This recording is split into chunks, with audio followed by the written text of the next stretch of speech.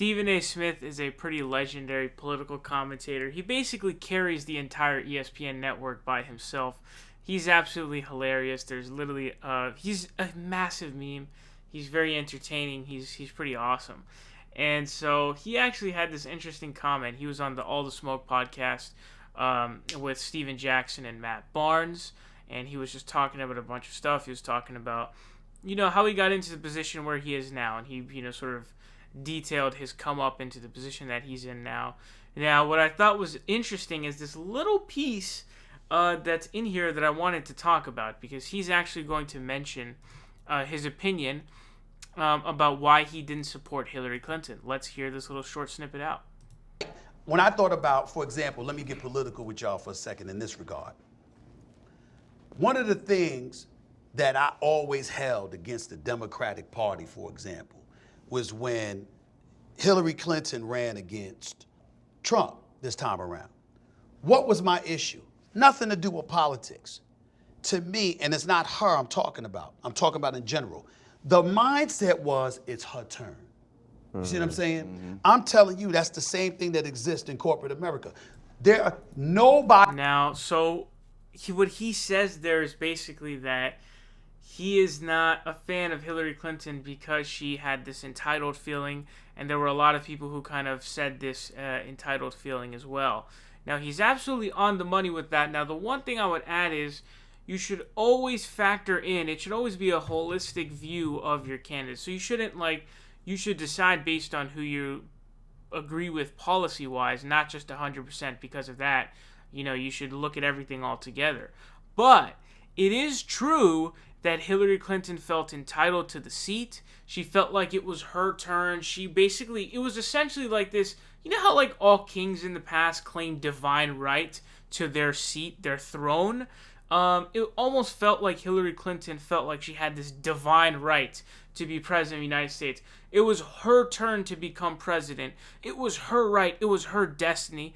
Like, no, you're a public servant. You work for us. Okay, not the other way around. We're not here to serve you and praise you and get on our knees and bow down to the Queen Hillary Clinton of all human beings. That's not what we're here for. You're supposed to serve us.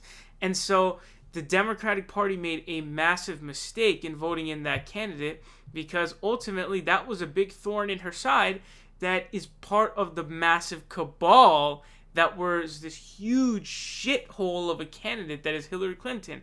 All of the baggage that she has, all of the hate, like extreme hatred that comes from so many people, the entitled feeling. Then you had her failure to campaign in states like Wisconsin. She never stepped foot in Wisconsin, and then she lost that state. That was a blue wall state.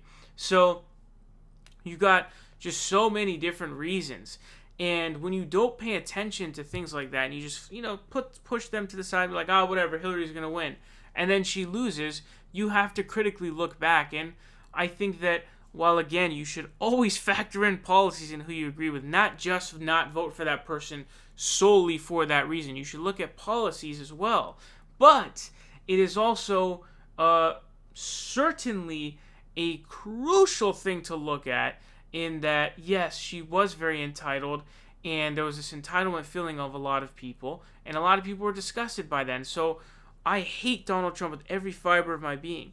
But when Hillary lost, there was this feeling of like, yeah, you fucking deserve that loss. Like, fuck you, like that kind of thing. Like, wow, you deserve that because you were entitled. You felt like you deserved it. You thought you had a divine right to this throne. You're Queen Hillary. We all have to bow down to you. And so we have to look at things like that, right? So that's why you don't want to, nominate a candidate like Hillary Clinton. And the Democratic Party needs to be aware of this for the future candidates. Do not allow this to happen again. Don't let a Hillary Clinton be in office and be the nominee. And Joe Biden is sort of the same. He's close to the same. Not exactly the same as that time. It's a bit different this time around, but it's fairly close, I would say. But regardless, Bernie Sanders is the guy you should go for, because he's had to work his ass off for every seat that he's won. He's challenged the establishment. He's an independent, not a Democrat, who caucuses with the Democrats. So, he's sort of in his own right type of guy. And he's fought his ass off for everything he's got. He fought a rigged DNC that was rigging the race against Bernie Sanders in favor of Hillary Clinton.